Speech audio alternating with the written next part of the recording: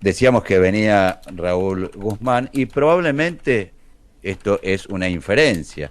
Viene a tomar clases con el profesor licenciado Raúl Mercau. ¿Cómo le va, Raúl? Buen día, Ariel. ¿Cómo estamos? Muy bien, ¿usted? Bien, muy bien. Día viernes, 27 de agosto. Estamos terminando agosto, ¿cierto? Que es importantísimo. Dicen que hay que pasar agosto, ¿sí? Efectivamente, sí. Y Sí, los que estamos más viejitos, ¿cierto, Javier? Este, sí, a mí me está pasando últimamente.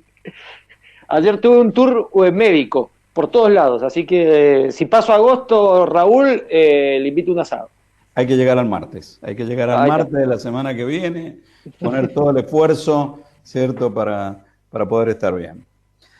Bueno, Ariel, la verdad que Ariel, Javier, hoy visita la provincia el ministro de Economía, obviamente en un periodo muy particular que tiene que ver con, digamos, con esta cercanía de las pasos y de las elecciones.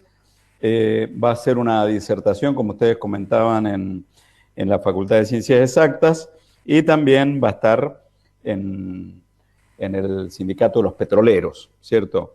Creo que es una cosa interesante porque se da un debate en la provincia de decir, bueno, ¿cuál es la situación de la provincia? ¿Estamos endeudados? ¿Cuál es el futuro que tiene la provincia?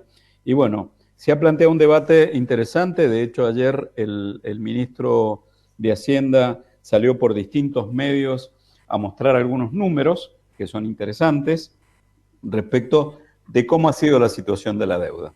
Veamos un poquito los números. En primer lugar, el ministro dice que la deuda en dólares ha disminuido un 21%, ¿cierto? De hecho, un 21,1%. ¿Es verdad eso? Sí, es verdad. Es decir, al 31 de diciembre del 2015, la deuda en dólares era de 1.486 millones y al 30 de junio del 2021 es 1.173. Ahora, eso hay que verlo entre comillas. ¿Por qué? Porque en realidad la deuda tanto al 31 de junio del 2015, perdón, 31 de diciembre del 2015, como al 30 de junio del 21, no toda está en dólares, ¿sí? Entonces, es un dato primero para tener en cuenta. Si uno va a la página del endeudamiento, es decir, bueno, uno lo podría medir en pesos, ¿sí? En pesos constantes. Y si uno lo mide en pesos constantes, también es verdad que la deuda de la provincia respecto al final del gobierno de Paco Pérez disminuyó en un 18,7%. Ahora, ¿cuál, ¿cuál puede ser la lectura que uno tiene que hacer de esto respecto de la deuda? Primero, que la deuda se paga en pesos, ¿sí?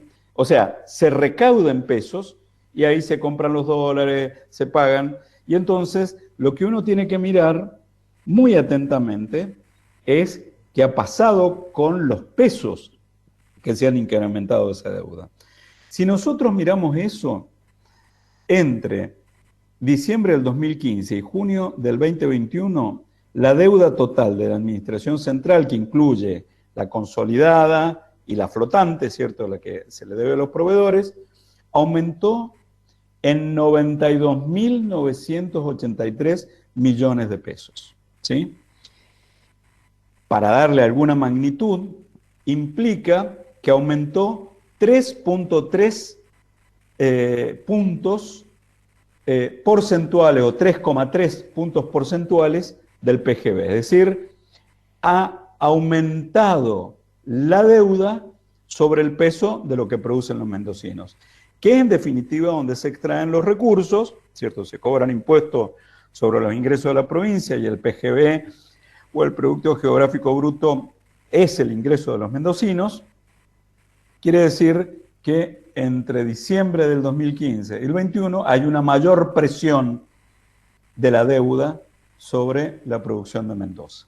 Obviamente no tenemos los datos del producto a junio, pero tenemos los datos a diciembre, ¿cierto?, del PGB. Y medido de esa manera hay 3,3% más o puntos porcentuales de precio de incremento de la deuda. Es más, la deuda consolidada, es decir, aquella con el BID, con el Banco Nación, aumentó un 615% en ese periodo, ¿sí? Si nosotros le incrementamos la flotante, que en realidad la flotante ha tenido un comportamiento muy particular, aumentó mucho menos, tenemos un 480% de la deuda en pesos, ¿sí? En pesos contantes, que es lo que se paga. Es decir, en junio del 2021 hacían falta 480% más de pesos de los que hacían falta en diciembre del 2015. ¿Eso qué implica en tasas anuales equivalentes? Es decir, uno cuando va al banco pregunta, ¿sí?, ¿cuál es la tasa? La tasa anual equivalente del incremento de la deuda consolidada es del 42,2%. Quiere decir que es más que la tasa, por ejemplo, que ofrecen cuando uno va a poner un plazo fijo. Es decir, ¿qué hubiera sido mejor para la provincia? ¿Tomar esos fondos, ponerlo a plazo fijo o endeudarse? Obviamente, el endeudamiento creció a una tasa mayor que la que podría haber sido poner esos fondos a un plazo fijo que hoy está en el 30 y tanto, ¿cierto? No llega al 42%. Otro dato interesante es, claro, la deuda en dólares o en pesos contantes, como uno quiera, ¿cierto?, de los números, está en distintas monedas, ¿sí? Y se ajusta por distintas tasas. Pero más o menos, si uno ve en la moneda que está expresada, fíjense, el 65,8%, es decir, casi el 66%, es decir, 2/3 de la deuda está nominada en dólares. Eso es un dato importantísimo. Recordemos el bono de los 500 millones, si estamos hablando de 1.173 millones, el bono de los 500 millones prácticamente la mitad, donde aumentó la composición de los dólares, de la deuda en dólares de la provincia de Mendoza, ¿sí? Después hay un 20% que está en pesos y un 13,8% que está en UVA, quiere decir ajustado por inflación, y nosotros sabemos que el dólar e la inflación más o menos van de la mano, y por lo tanto tenemos un riesgo, ¿cierto?, de incremento de la deuda después en pesos, es decir, que es con lo que se paga, se recauda en pesos para pagar esto, de la composición de la deuda. Otro dato interesante es cómo se comportaron los servicios de la deuda, es decir, cómo es este perfil, ¿cierto?, de las amortizaciones, digamos, de lo que va pagando habitualmente el gobierno. En el primer trimestre, los servicios de la deuda representaban casi un 6% de los recursos corrientes de la provincia.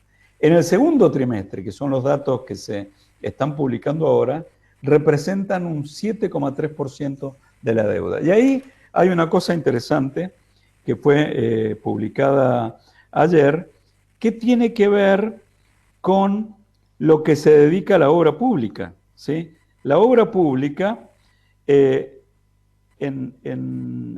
términos de gasto de la obra pública, representa menos de los servicios de la deuda. Es decir, estamos, y ahí tiene que ver con el costo financiero de esta deuda, estamos pagando más por intereses en porcentajes de los recursos, es decir, aquello que tiene que ver con el presupuesto, que aquellos que estamos destinando a la inversión pública o a las obras públicas, ¿cierto? Claro, ya a esto hay que sumarle que aquella deuda no fue para generar obra.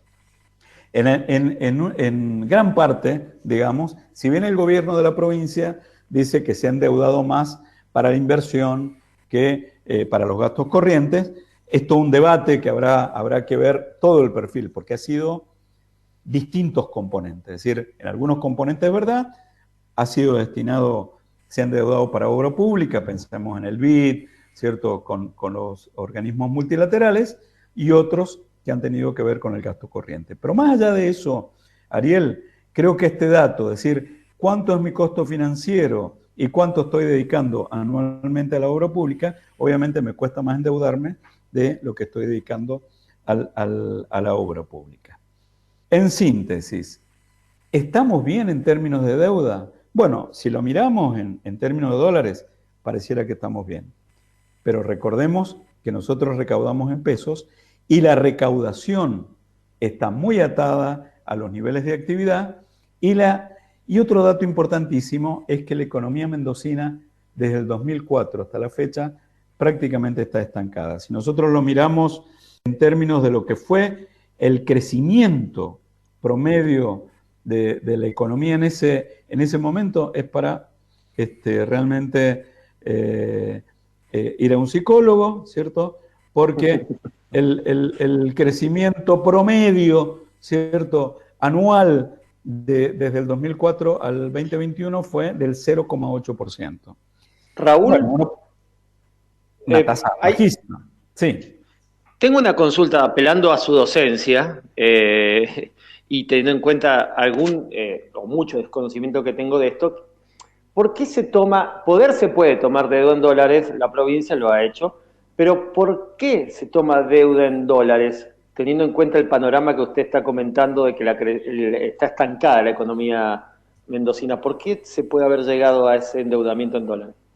A ver, no es malo endeudarse, depende para qué lo usas, ¿cierto? Claro. Generalmente parte de esta deuda, ¿cierto? Y lo han hecho todos los gobiernos peronistas, radicales, ¿cierto? Que hemos tenido.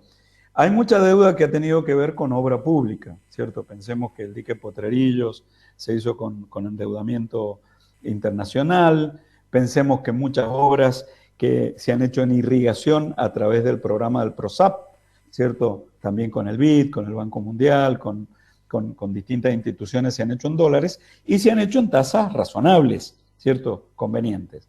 ¿Cuál es el problema? Cuando nos endeudamos, que son los famosos bonos que emite la provincia, que esos bonos generalmente no gozan de estas tasas preferenciales de los organismos multilaterales, sino que al costo de mercado. Es decir, si salimos, que generalmente lo hacemos así, en una situación de riesgo porque necesitamos fondos, las tasas son muy altas. Entonces, en primer lugar, ¿para qué nos endeudamos? ¿Para inversión o para gasto corriente? Es como si yo comprara con la tarjeta de crédito en el supermercado para comer. Terrible, ¿cierto? Muy, muy malo. Eso es el equivalente, ¿cierto?, a endeudarme para gasto corriente. Ahora, si yo me saco un crédito, ¿cierto?, que además tiene tasas convenientes para comprarme una casa o comprarme una camioneta para poder trabajar, es excelente. Entonces, muchas veces nos endeudamos en dólares porque es el financiamiento que existe, ¿cierto?, que no existe a través del sistema financiero nacional y además dan condiciones razonables, ¿cierto? El otro elemento importante es que parte de la deuda tiene como garantía los fondos de la coparticipación, ¿cierto? Y en eso ha habido un incremento de los servicios de la deuda respecto de los fondos que hemos recibido. Obviamente ahí la queja del gobierno provincial que habrá que evaluar porque el sistema de coparticipación es un sistema muy complejo y obviamente injusto para muchas provincias, como es el caso de la provincia de Mendoza, pero la verdad es que se han incrementado los servicios de la deuda respecto de los fondos de coparticipación que hemos recibido y eso es una señal de alerta. Bien, sí, Ariel, y quería comentar un poquito esto del segundo aspecto. Primero, la provincia está endeudada, no hay dudas, se ha incrementado de una manera importante en pesos, que es con lo que lo pagamos, pero además la economía está estancada. Ahora, hay sectores que crecieron y otros que aumentaron, ¿cierto? ¿Cuáles son los que cayeron? El sector agropecuario en todo este periodo, desde el 2004, cayó casi un 27%, explotación minas y cantera un 40%, el sector industrial un 10%. ¿Cuáles son los que se incrementaron? ¿Cuáles fueron aquellos que realmente tuvieron un peso importante? El que más creció fue el de servicios comunales y sociales, y entre ellos el gasto de la provincia. Es decir, el gasto de la provincia fue el que lideró servicios comunales y sociales, no los gastos de la nación que ocurren en la provincia, no el gasto de los municipios, sino el gasto provincial, es el sector que más aportó en términos de su incidencia en el crecimiento. Importó casi un 75% del crecimiento de todo el periodo. Y el otro sector que creció fue el sector de transporte y comunicaciones. Decimos, bueno, creció el transporte, fantástico, porque eso implica que Mendoza tiene una mayor conectividad de logística de sus servicios, de sus productos al exterior. Lamentablemente ese sector creció por teléfonos. Es decir, la expansión, sobre todo de los teléfonos celulares, fue el gran impacto de los servicios, digamos, de la facturación en la provincia de Mendoza. Entonces, que esos dos sectores... Que no aplican para generar más producción, este tipo de incrementos, en este tipo de sectores. Exactamente. Y el otro problema es que ha habido una situación de de desindustrialización importante en la provincia de Mendoza. Si uno ve el sector industrial que ha sucedido, digamos, cómo ha sido el comportamiento, y bueno, la verdad que es preocupante. Si nosotros vemos la tendencia de crecimiento de la industria es, por ejemplo, en el año 2006 la industria crecía al 7,7% y el año pasado cayó un 7%. Pero la otra cosa importante es cómo es la participación del sector industrial. La participación del sector industrial tuvo una caída importantísima. Si nosotros miramos los datos del sector industrial, en el año 2004 representaba casi el 20% del Producto Geográfico Bruto. En el año 2020 representó el 15,4%, obviamente tiene que ver un poco con la medida de la caída, pero en el 2018, que es cuando tuvo una caída importantísima, es el punto más bajo de la participación, llegó a ser un 13,3% del Producto Geográfico. Es decir, el proceso de desindustrialización ha sido importante. ¿Cuáles son los dos sectores que representan claramente a la industria? Bueno, refinería, que tuvo una caída importante, y el sector vitivinícola, ¿sí? El sector de bebidas. Sector vitivinícola, el año pasado tuvo una recomposición en valores, sobre todo, y hubo una situación interesante porque la gente por la pandemia consumió más vinos, pero sin duda que el tema de la refinería es una cuestión que sigue cayendo de una manera importantísima.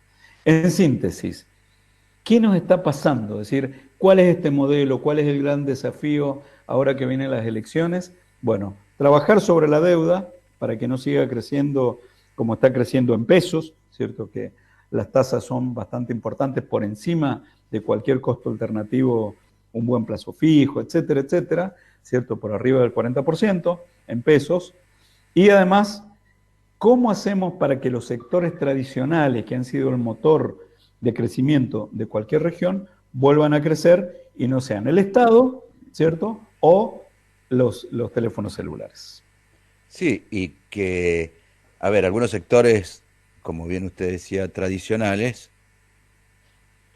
aporten lo suficiente también en lo impositivo, digo, en los gravámenes, porque hay sectores que se han visto, como bien usted decía, muy beneficiados, pero eso no, primero, no son generadores de trabajo importante, y luego tampoco hacen una contribución muy interesante al fisco, por lo cual hay que ver de qué manera se pueden atender algunos sectores más clásicos y no pensar en algunos otros actuales que me parece, esta es una percepción que tengo, que se habla mucho en comparación a lo que se hace. Me refiero a los desarrollos TIC, el tema de software, que con esto no estoy diciendo que quienes lo hagan no lo hagan ni bien, pero me parece, y a propósito de aquellas iniciativas que están planteadas en ese libro de la economía naranja, Cuando sacan la cuenta definitiva, sí, específicamente parece que aportan hasta el 6%, pero desde la provincia al menos no se motorizan de una manera, podríamos decir, tan potente como se requiere. Sí, eso creo que es un dato importante. Es verdad que muchos de los sectores TIC tienen una facturación que se hace del exterior y a veces es difícil captar la facturación, pero eso no significa que no haya que promover un sector que tiene un dinamismo importantísimo. ¿Cuál ha sido el sector que ha sido el más dinámico en la provincia históricamente? Es comercio, restaurantes y hoteles, donde ahí ha ocurrido una cosa muy interesante. Es decir, el sector de turismo, restaurantes y hoteles, básicamente, aumentó su participación desde el 8,8%, que era en el 2004, y en el 2019 fue del 10%. Es decir, tuvo un crecimiento, una participación, pero no tan importante como uno cree. Es decir, sin duda que tiene un impacto importantísimo. ¿Cuál es el sector que más creció? No fue las ventas minoristas, ¿sí? El comercio minorista, que representaba casi el 60% en el 2004, en el 2019, para tomar un año fuera de pandemia, fue del 42,6% y el año pasado fue del 41,4%.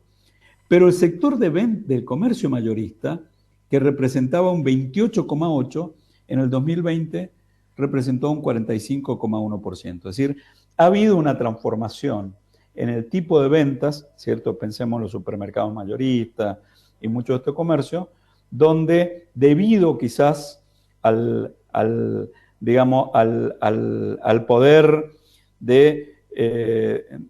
digamos, de concentración o como queramos llamarlo, de abuso de posición dominante de algunas cadenas, sobre todo algunas cadenas internacionales, ha hecho que mucha gente salga del sector de ventas minoristas y recurra al comercio mayorista, que ha tenido, como veíamos, un incremento muy importante. Casi 15 puntos de participación de lo que sería comercio, restaurantes y hoteles, es un punto importante para estudiar. Creo que es un fenómeno bastante interesante. Pero ha perdido el dinamismo, como decíamos, de ser el motor del crecimiento que lo había sido. Y es un sector que sí, que tienen facturación en blanco, ¿cierto? Y generalmente es muy monitoreado. Y por Una lo parte, tanto, ¿no? Una parte.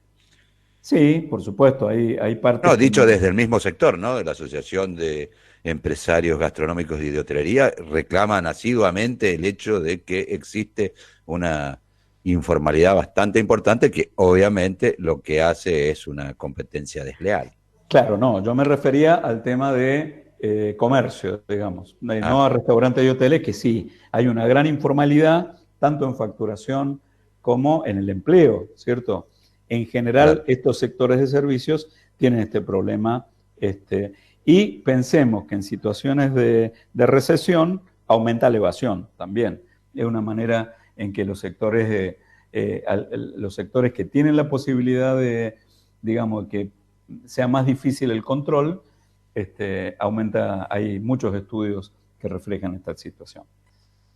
En síntesis, Bueno, habrá que construir una provincia de Mendoza, que los motores del crecimiento sean los más dinámicos, aquellos que tienen ventajas comparativas de largo plazo, y que no nos sigamos endeudando, sobre todo para gasto corriente. bien, bueno, muchas gracias. Y además que tengamos en consideración en estas próximas elecciones y pueda cribar la gente, las personas, nosotros, nosotras y todos quienes elegimos y votamos, quienes son aquellos que apuestan a la producción, al trabajo, al empleo, a la formalidad y quienes no. Eh, Digo, para rescatar una idea soberana de la provincia sin que eso signifique que tengamos que divorciarnos de alguien, ¿no?